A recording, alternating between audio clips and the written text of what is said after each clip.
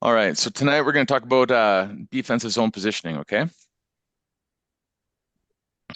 So defending in our own zone. All right. So I'm going to talk about defending in motion, okay? Because I'm going to talk about what defending in motion means, and I'm going to talk about how each defender defends in motion, okay?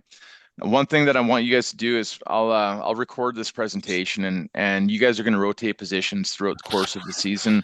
Sometimes you guys are going to be playing defense, sometimes you guys are going to be playing left wing, sometimes you'll be playing right wing, sometimes you'll be playing center. And then Bennett will always be in net unless he's hurt, in which case we'll probably grab Jason and put him in net, but he doesn't have to worry about that right now. Okay. Okay, so what does defending in motion mean? Okay. Now you guys are good little athletes and you guys are quick, and we know that hockey is an incredibly fast game where players are always in motion. If the game was played standing still, it would be easy to defend. Okay. So I mean, if you were Connor McDavid and you were just standing still on the ice, you're going to be easy to defend. Okay. He's hard to defend against because he's so fast. All right. So players move and who has possession of the puck changes as well. So we need to know how to defend as the game changes. So one thing that I have on my team is I say that with structure, your skill will pop. Okay. So structure is needed while defending, where players will not only know what their responsibility is, but how to move and design patterns depending on what that situation is. So how does each defender defend in motion? Okay, so defending in motion requires reading the play and reacting depending on whether the opposition has possession of the puck or if we have possession of the puck.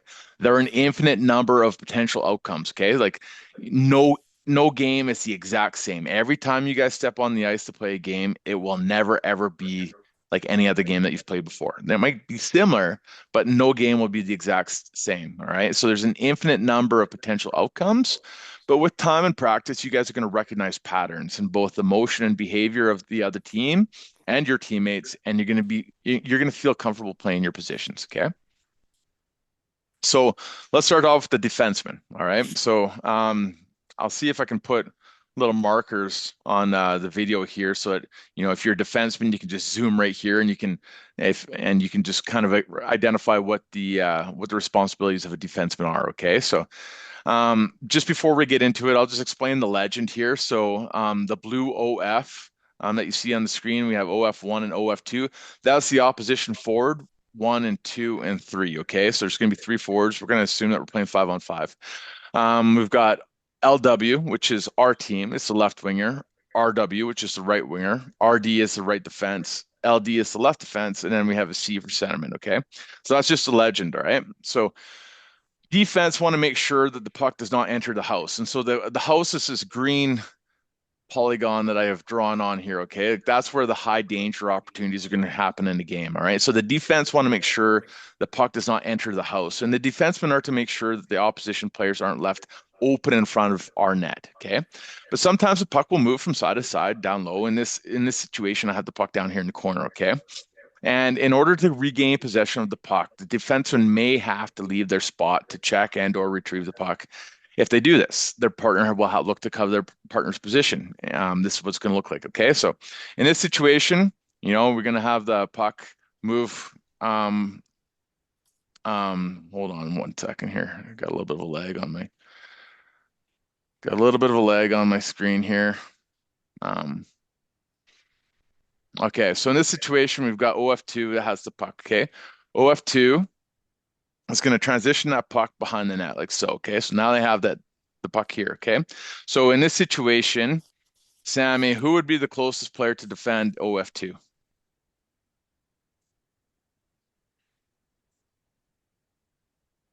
Oh, Sammy's gone. All right, Logan, who would it be? Take yourself off mute and let me know. Mm, I'm with you going. It'd be the right defenseman right here. So the right defenseman now is the closest player to this puck. So in this situation, that right defenseman would come down there and they would check that OF2. Now, 40, who's left wide open in our house if this is the case? Take yourself off mute and let me know. The offensive, the defensive free. OF3. Yeah. So their forward is left open, wide open in front of the net. So if that's the case, we need to make sure that we're backfilling here. In this case, the left defenseman sprints to the front of the net. Okay. So you can't coast to the front of the net. You have to sprint to the front of the net, because if there's any kind of lag, then that OF3 is going to be left open, wide open in front of our net. Okay. So the right defenseman's okay to go and check OF2, but they need to make sure that they sprint back into position. Okay. All right. Now in the game situation, it's more fluid and smooth, and players need to make decisions quickly.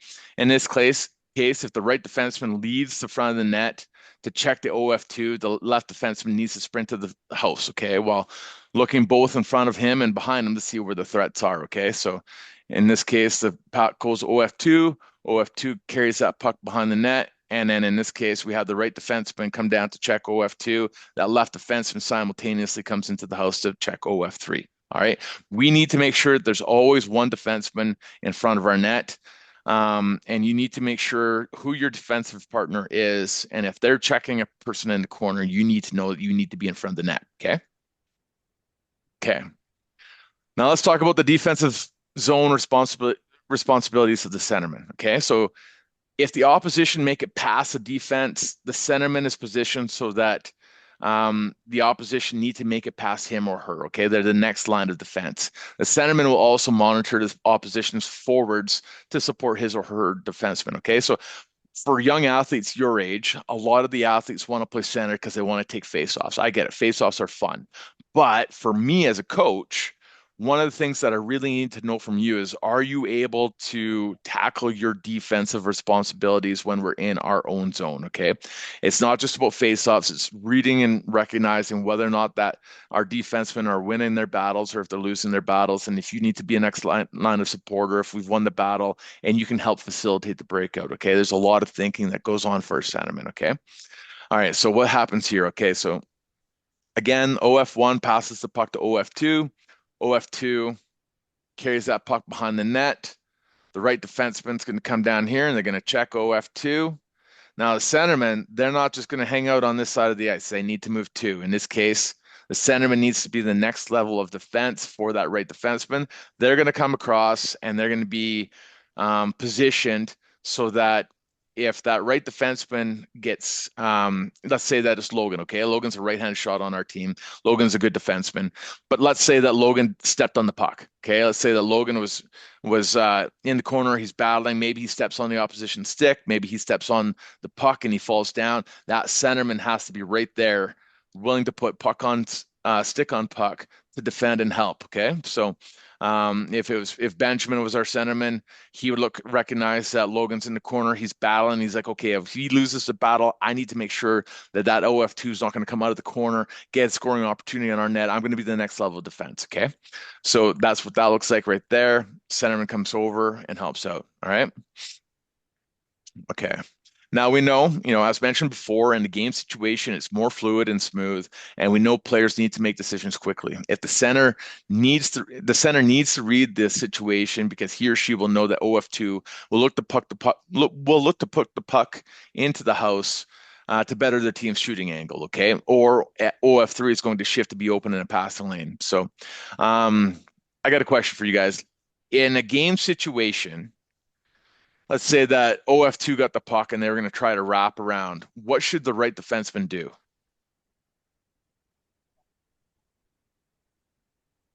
You guys have any ideas? Grayson, you got any ideas? Hey, take yourself off mute. If that OF2 got that puck and was trying to wrap that puck around, who would be there to stop him? If you thought that Bennett couldn't get there to stop that guy, what do we need to make sure happens? Back check. Well, yeah, I mean, let's assume that we're already in our zone, Paisley, okay? So everybody's in the position here, all right? So OF2 decides that they're going to take that puck and they're going to try a wrap around. Who would want to come down there and try to stop that guy? Right D. The right D. Yeah. Right D. Yeah. So the most important thing is making sure that puck stays out of our net, right? The most important thing is to make sure that puck stays out of our net. And if the right defenseman needs to meet that guy at the post, then the right defenseman will meet that guy at the post. Because if Bennett's not able to go post to post, maybe he gets caught up, maybe he's interfered with. We need to make sure that somebody seals off the post right here, and they're not able to come in and score. Okay, so shut that down. All right.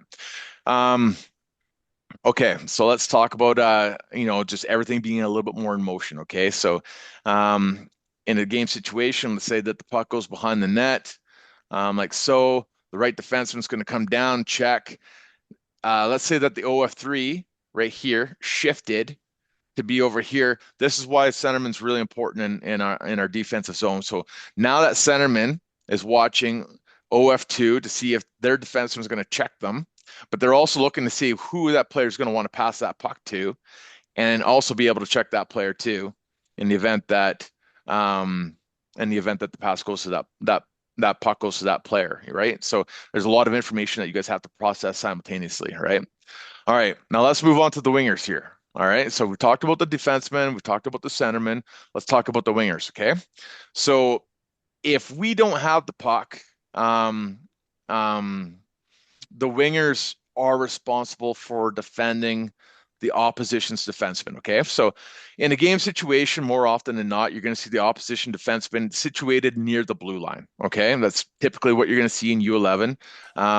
Usually in U11, we don't see the defenseman sliding down low. It will happen in U13. It's going to happen in U15, and it's absolutely going to happen in U18 when you guys get there.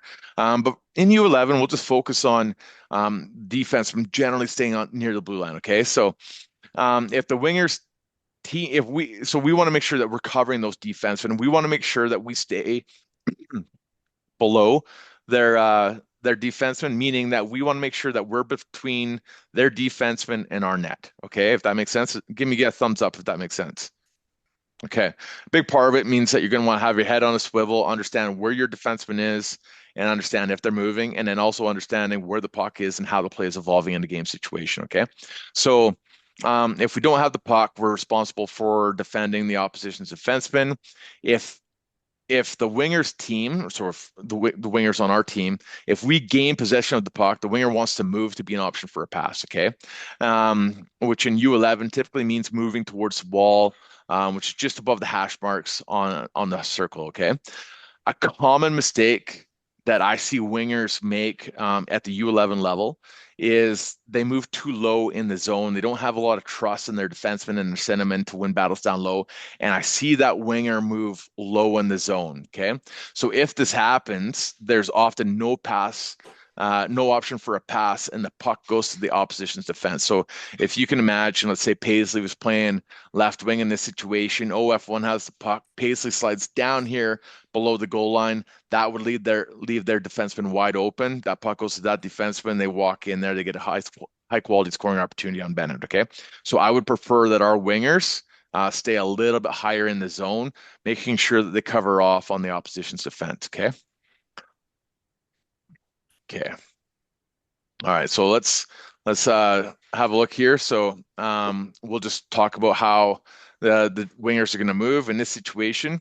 We have OF2 is going to carry the puck behind the net again. We're just going to talk about how we're going to rotate in this situation. Okay.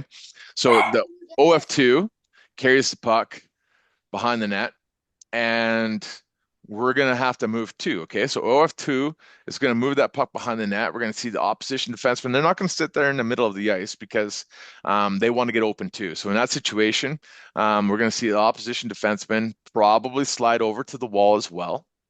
And then if this is the case, then we need to move as a unit too. Like all 5 of our players in the defensive zone are going to have to move. Okay. So in this case, we're going to see the opposition defenseman slide over to the wall to be more open, to create an open lane for a pass, and then the other defenseman will likely slide over as well, covering the middle of the ice. Okay, so when that happens, we're going to have to move, and this is what's going to look like. Okay, so the OF1 passes it to OF2. OF2 is going to carry that puck behind the net. Our right winger is going to slide into a little bit higher. So you can see the right winger before was in the high slot, and now the right winger is going to slide higher, cover off on that defenseman to make sure that they're not open for a pass. And then you're going to see that left winger that was higher in the zone previously slide into the high slot. I'll show you guys one more time, okay? Um, so this is what it's going to look like. So you can see the left winger. The puck's on the left side of the ice. So the left winger is going to be higher up, covering on their defenseman because that's the player that's most likely to get a pass in the event that they want to pass to their defenseman. And then we have the right winger. That's going to be in the high slot. Okay. So as we go through the season, I'm going to talk about shared responsibilities. That right winger is A-OK to come up right into the high slot because it's not going to be very often that that opposition defenseman is going to get a pass from the opposite corner. Okay. So we've got the left winger high up on their defenseman. We got the right winger in the high slot. The right winger is going to transition higher in the zone when the puck comes to this side, and then that left winger is going to take their place in the high slot. This is what it looks like, okay? So that puck comes over behind the net, and then we have our left winger transition here into the high slot. Our right winger transitions higher. Does that make sense, everybody? Okay, excellent. All right. Now, the defense want to make now we're going to have all of our positions are going to transition as a unit, okay? So everybody's going to be moving in unison. We're going to be like a flock of birds, okay? That's really what we're going to look like, is we're going to move in unison, going from one side to the other side, okay? So again, the defense want to make sure that the puck is not going to enter the house, and we want to make sure that our centerman is going to be a secondary level of support for our defensemen, and then we want to make sure that our wingers are covering off on our defensemen, making sure that they're not open for a pass as well. So when everybody's moving together, it's going to look something like this, okay? So the OF1 is going to pass that puck to OF2. You're going to see OF2 carry it behind the net. The right defenseman is going to immediately check that player. The left defenseman is going to transition into the house, make sure that nobody's open the side of our house. The right winger is going to transition to the right side of the ice, come a little bit higher, cover their defenseman, and then the left winger is going to come into the high slot. Okay, I know it's a lot of information for you guys right now, but I'm sure by the end, give us 2 or 3 weeks, you guys are going to definitely get the hang of it. Okay, so this is what it looks like. So OF2 carries that puck behind the net, and everybody's going to swing in unison. Okay, so in the way that we're going to play is you can almost draw a line through the middle of the ice. Okay, so even if we took the far goalpost and we drew a line all the way down the ice, we're going to have all 5 of our players spaced out, but we're going to be on one side of the ice, making sure that we're covering off all of our responsibilities. Okay, all right. So let's talk a little bit about the breakout. Okay, so we've been talking about where we need to move in the defensive zone, but let's talk about what happens if we win a battle. Okay, so if we win a battle down low, which I hope we will do, you guys are good little checkers. You're fast. You guys are aggressive. What we'll do is if we win a battle down low, we have to shift to be an option for a breakout pass. Okay, I don't need everybody leaving the zone. So what's going to happen is that right winger is going to slide just a little bit lower to create a little bit of space from the opposition defenseman. Okay, so I mean, if let's say that Logie was a defenseman on the other team, if their player was right up on top of him to receive a pass, Logan would probably pinch in, look to get stick on puck, break up that play, put the puck back down low. All right, so we want to create a little bit of space between ourselves and the opposition defenseman in the event that we win a battle down low. Okay, so if we win a battle down low, we have to shift to be an option for a pass. In this case, the right winger is going to slide a little bit lower to create space from the opposition defenseman and to prevent the opposition defenseman from pinching in. The left wing is going to cut diagonally to shorten the pass, and the centerman is going to occupy the empty lane. Okay, so what does that look like? Okay, I'll show you guys on the screen here. So again, puck comes to OF2. OF2 carries it behind the net. Let's say that Logan is our right defenseman. He's gonna check OF2 like so, take that puck away, and then you're gonna see that right winger right here slide down a little bit to shorten up that pass and to create space from this opposition defenseman. Okay, and then Logan's gonna just make that quick little pass up there before he gets checked. You're gonna see his left winger cut across the ice, not just sprint directly up the ice, but I like to see our wingers cut across the ice with their stick out in front of them, being an option for a pass, giving a target. That player picks it up. The centerman is going to occupy the open lane, and then away we go. Okay, does that make sense to everybody? All right. Do I have any questions from everyone before we get into quiz time? No. Any questions? Any questions? All right, let's get into quiz time here. Okay, let's get into quiz time here. Okay. Let's get into quiz time. Jace, I like that picture of the moose. All right. So I guess a question for you guys is how can we generate more offense off of the breakout as we transition into the neutral zone? Do you guys have any ideas? All right.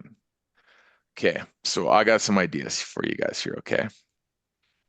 All right. So in this situation, OF2 carries that puck behind the net. Everybody's going to rotate like so. Okay. We've got the right defenseman that's ready to check OF2. The left defenseman's ready to check OF1. The centerman right here is watching. If OF3 gets that puck, the centerman's immediately going to check them. Okay. We're all going to stay on the defensive side, meaning that our bodies are going to be between the opposition and our net. Okay. And then in this situation, all right, Logan strips the puck off of their opposition. And now, who, if you're OF1, OF3, and OF2, where do you think your eyes are going to be right now, guys?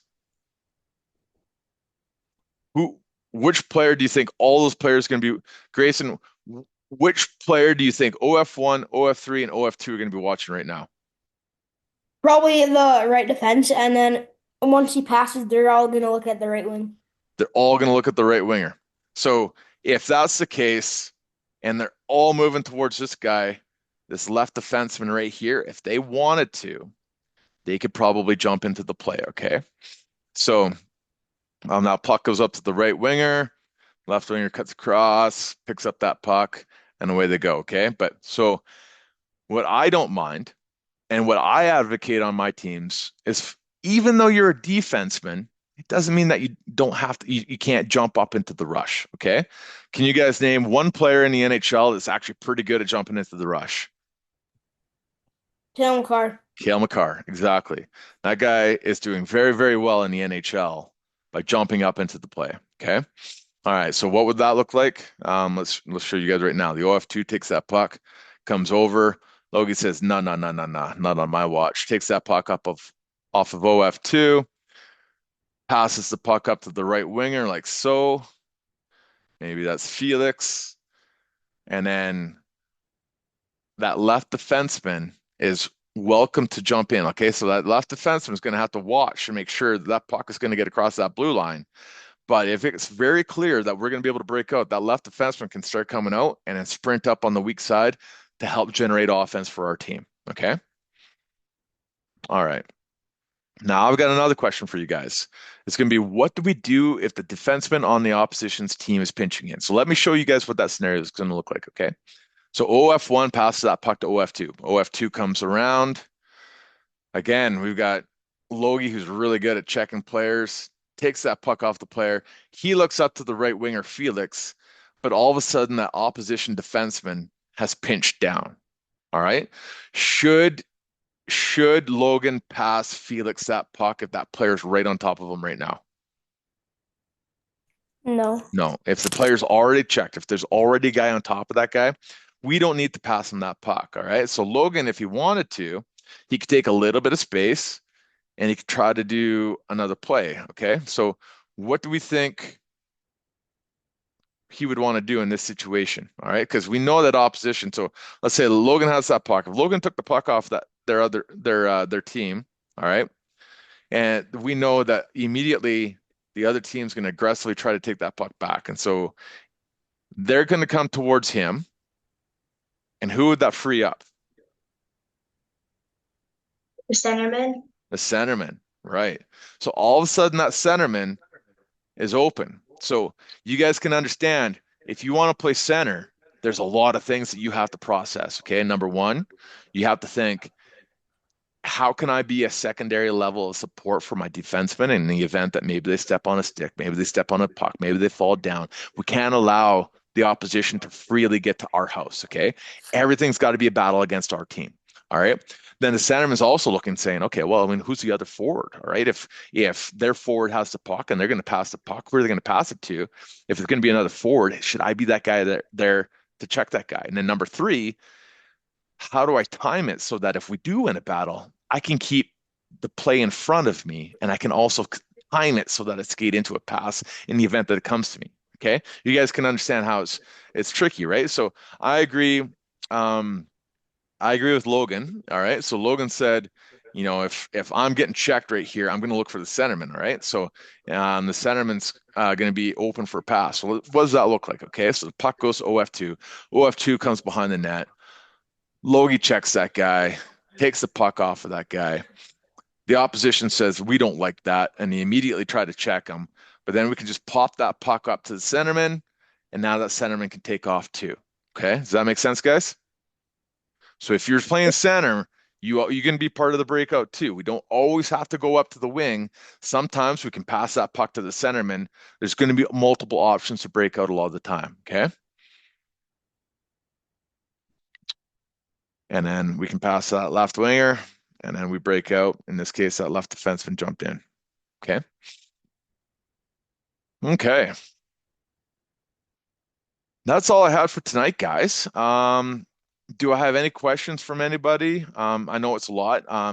Pretty sure this is being recorded. I'll put it up on YouTube. You guys are free to watch it. We're going to practice this in practice, but I just wanted to give you guys initial exposure. And I thought that this would be a nice way, a nice, comfortable way. You guys are comfortable, got your hoodies on. In the case of Paisley, you've got your unicorn pajamas on, and everybody's comfortable. So you guys can kind of learn how to do it here. But then when we get on the ice, we're going to cover different things. I know it's going to be uncomfortable for you guys because we're going to rotate positions. Like I said at the start of the presentation, sometimes you guys will be playing defense. You go to center, you'll go to left wing, you'll go to right wing, you're playing different positions. But you guys can come back. I'll send this video out I'll put this video on YouTube. You guys can revisit this on YouTube to get comfortable with how you play in the defensive zone. And then, like we always do, before we get into games, we'll pull the centerman out. We'll talk about how to play in the defensive zone. And over time, you guys are going to get comfortable with the center, playing left wing, playing right wing, playing defense. You guys are going to see all the positions this year, and then you'll be even more comfortable with it by the time we get to early March. Sound good, guys? All right. Well, thanks so much for joining, guys. Excited to get back on the ice with you guys here soon. You have a great night. I think we're doing another one tomorrow. We're going to talk about offensive zone positioning. We'll do something very similar tomorrow, but yeah, you guys have a great rest of your night. And I'll see you guys tomorrow. Sound good, guys? Thank you. Thanks, Thank guys. you. Yeah. Have a good night, guys. Thanks. Bye. See you guys. Bye. Bye. Bye. Bye, guys. Bye. Bye. Bye. Bye.